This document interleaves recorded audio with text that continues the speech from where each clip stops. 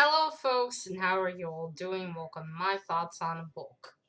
And today's book is Around the World in 80 Days by Jules Verne. There will be spoilers. Okay, so Around the World in 80 Days is the story of Phileas Fogg, who's a man of, well, routine, is what we learned in the beginning. Every day he does the exact same thing in the exact same time, no exceptions. And he's also in the Reform Club, a club for gentlemen. And one evening, they discuss journeys. Yeah, they discuss I think the prospect of going around the world and how long it would take and how many days you can do it. And Phileas Fogg and his mates mates to the club talk about it, and so a bet is made. Phileas Fogg says that he can make such a journey around the world in 80 days alone. And they say he can't, so they make a wager. And the bet is, how was it? At 20,000 pounds. 20,000 pounds. If he can make it, he'll get 20,000 pounds, and if he can't, they will receive 20,000 pounds. And so he returns home to his new servant, Passepartout. That's a nickname he got. Can't exactly remember. I think it's because he was always traveling. Yes, Passepartout. And they and they go and start their journey around the world in 80 days, in which they meet. I don't know how to pronounce her name. I checked on Google. Audua? Adua.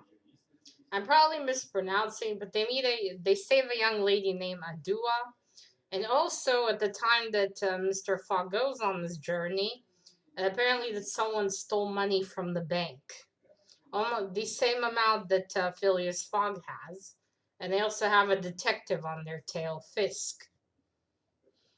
Yes, I think that's how you pronounce it, Fisk. I hope so. And so we go around the journey with them, and it is amazing. I mean, all the descriptions, all the places they go, how things were at the time. And Mr. Fogg is quite the personality. He used to be a very passive man with no emotion in the beginning. He's like, he goes through almost half the world, uh, around the world, not even looking at anything, not even a little bit. I mean, they are in a pretty tight schedule, yes. But still, he doesn't even glances. And yet, although he seems, very emotionless and all that, he's actually a very kind man. He saves um, Adua on the way and he helps other people. He goes towards the end also to save Passepartout. So it costs, so it costs him a lot of money. That's also something in the book. Funny part, Passepartout left the gas before they went on the journey. And then when they came back, he turned it off. Now, that was a funny part. Now, obviously, this is not like the movie. The movie had a bit of different things in it. Well, to be fair, I should have probably expected it. After all, they usually add a bit of flair in the movies because in the movie, someone from the Reform Club was actually sent after them to make sure they fail. And he was the thief.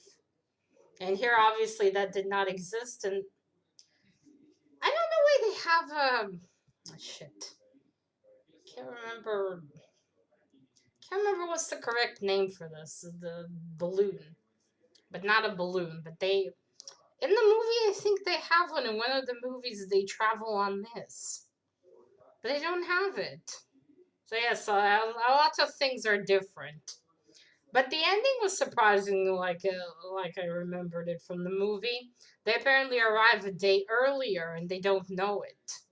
Oh, and he and Adua get married. That was so sweet. They get married and they go back to and they get and only thanks to that they also realize that they actually made it a day earlier. Is this and she proposes to him to get married. That was also a nice surprise. And yes, he sends Passepartout to go and ask the yeah, I forget words in English today. I see the father. Okay, let's go with that. The father to, help them to set to marriage, and then he learns, today is Saturday. I still have time, and in the last few seconds, he makes it. Holy shit! Well, he was a bit late because Fisk arrested him, bastard. But he was doing his job, to be fair, and they burn a boat. They burn half a boat. That was so awesome. And apparently, also, Mr. Fogg was a sailor. Sailor. Sailor once. It is interesting what Mr. Fogg was before. Maybe it was a man who sailed a lot and had adventures, and then it was like, okay, I'm almost 40, let's go live in one place and have a routine. I do wonder if that's a thing. But overall, this is amazing. The whole journey, the details we learn, the things we see, bloody awesome. I'm definitely gonna go try more Jules Verne books. I think the next one I want to read is an amount of miles under the sea. I don't remember the correct number of miles, but I think I'm going to try that one next. Let's see if Jules Verne can make water interesting for me. But yeah, this was a really great journey. I'm going to rewatch some of the movies again just for the fun of it, and to see if they also made Phileas Fogg the way he is in the book. I personally loved it. It was so awesome. And he was the only one not nervous so throughout the book. Adua, Passepartout, and Fisk, they're towards the end they're pulling their hair out practically, and it's all good. It's all good. So yes. Great story. Awesome. Well, if you like Jules Verne, I really recommend this. If you love travel and journeys, I also recommend this. In general, I recommend give this a try. I really loved it. I gave it 4 stars, and that is it. I do wonder if on the back this is a duo. Could be. He saved her from being burned alive. That was bloody cool. So yes, around the world in 80 days. So that is it, folks. Till next time. Bye.